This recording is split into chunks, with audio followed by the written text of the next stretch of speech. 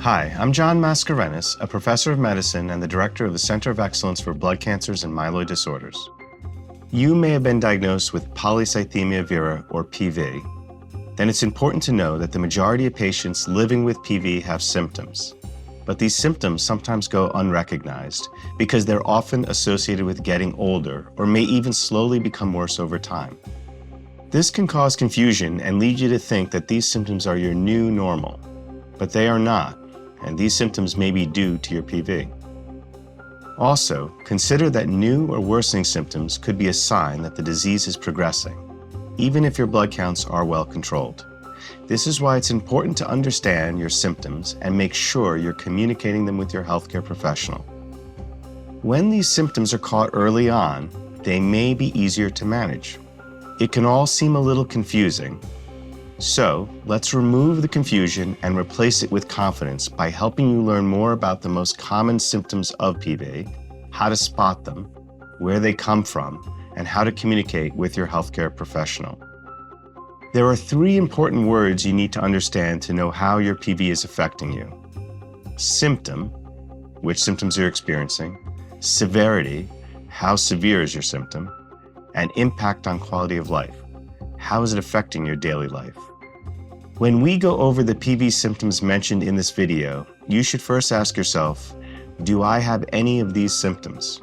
Then, what is the frequency and severity of my symptoms? And are there activities I once enjoyed but am no longer able to do because of my symptoms? And how are these symptoms affecting my quality of life?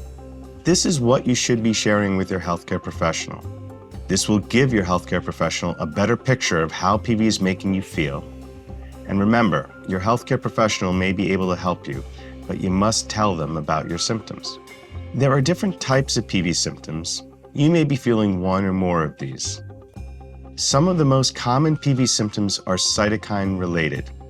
Cytokines are signaling molecules secreted by blood cells that have an effect on your body. When you have PV, your cytokine levels are elevated, which causes you to have symptoms. An example of how cytokines work is when you get sick, say with a cold, and you feel unwell. It's the cytokines that activate your own immune response to fight the infection that makes you feel sick. The symptoms of PV are caused by similar cytokines. Many of these symptoms can be present even if your blood counts are well controlled. Here are the most common cytokine-driven symptoms to look out for. The first one is fatigue. In one study, chronic fatigue was reported by 73% of patients with PV. This is not feeling tired from time to time. This is, I don't have the strength to do what I normally do. For example, are there activities you once enjoyed but are no longer able to do because you feel too tired? Experiencing fatigue means missing moments that matter. You may miss out on being with friends, you can't contribute around the house, and in severe cases, you can't even get out of bed because of your fatigue. Shortness of breath is also common. I'll ask my patients, do you get short of breath? And they'll say, no.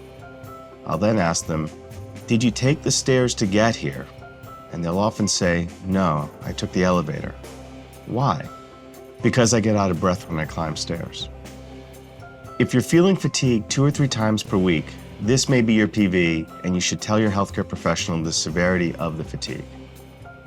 In a different study, 24% of all PV patients reported an inactive lifestyle. Maybe your favorite chair has become more of a home base for you. Staying home has become your new normal. Other people may have noticed too, and mentioned it to you. If you're noticing your inactivity, it's very likely that it's your PV. Tell your healthcare professional. Mention the things you are no longer able to do that you could do 3 or 6 months ago. Let's now talk about night sweats. It's normal to sweat at night if the room temperature is too hot or if you have too many blankets on. But if it's happening under normal conditions, it may be a cause for concern. The number of nights each week you wake up with night sweats is also something you should be keeping track of.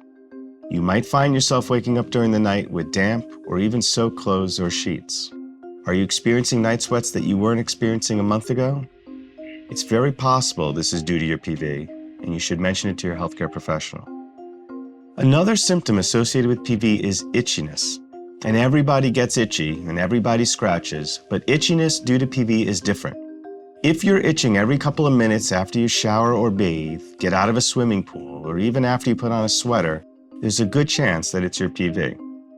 Tell your healthcare professional how often you're itching and what activities are limited due to itching. This type of itching can be severe, like an itch that can't be satisfied no matter how much you scratch. Tell your healthcare professional how many activities you used to do that you just don't do anymore because of itching.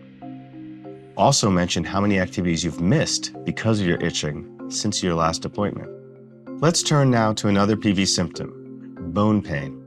PV-related bone pain is different from the kind of joint pain in the arms and legs that you would feel with arthritis.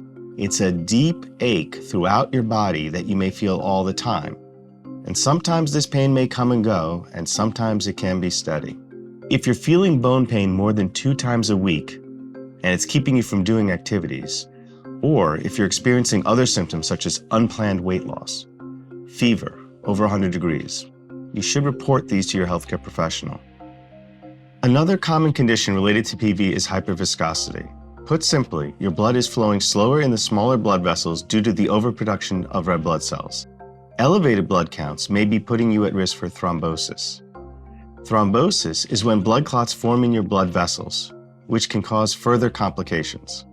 So, if you're experiencing one of these symptoms, which may be due to hyperviscosity, such as headaches or visual changes, it is important that you communicate them to your healthcare professional as soon as possible. Now, let's talk about concentration problems. I think everyone has experienced walking into a room, forgetting why they're there, forgetting words, dates, or having brain fog. These are common symptoms of PV, and like other PV symptoms, can be confused for something that happens as you get older, or some other problem entirely. So it's important to keep track of how long it lasts and how often it happens. Is it once a week? 2 or more times a week? Also, let your healthcare professional know how it's affected you at your job, at school, or at home, and what you've been missing out on doing in your life because of it. This could be a sign that your blood counts are elevated and should be managed as soon as possible. Let's now turn to PV symptoms related to an enlarged spleen. With PV, the bone marrow produces too many red blood cells, white blood cells, and platelets. The spleen works overtime to filter the increased number of blood cells, but also becomes a source of blood cell production. As a result, the spleen gets larger, and since the spleen is near the stomach, you may feel the following symptoms. You may find that you can't eat a full meal because you're experiencing a feeling of fullness. This could be a recent feeling, or maybe it's been slowly sneaking up on you. You might even feel pain or pressure under the left rib. Remember, eating shouldn't be painful, and it could be a sign that something is not right. How often are you feeling this way when eating? More than 2 times a week? At every meal? It's important that you mention this to your healthcare professional.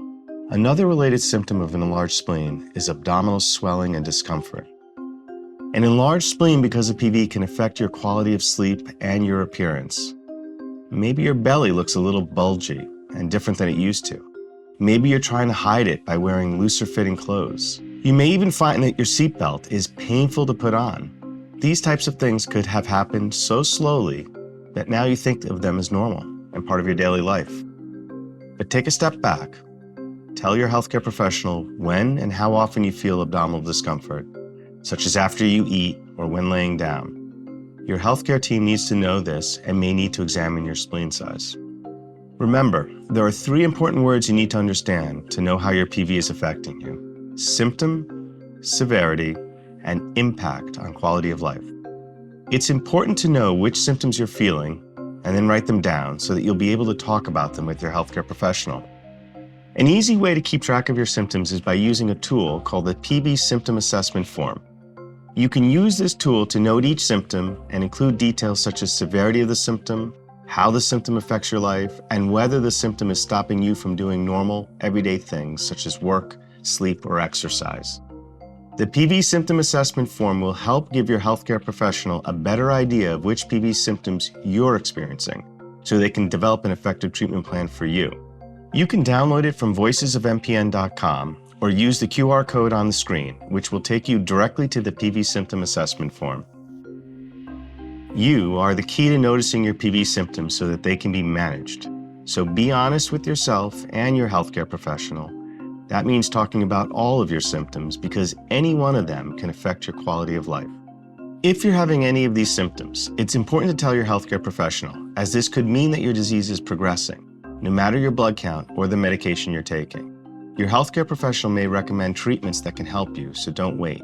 I invite you to watch the next video where I will go through the PV symptom assessment form with you, like I do with my patients, so you can think about it and discuss your PV symptoms with your healthcare professional. When identified early, they can be better managed. Thank you for watching this video.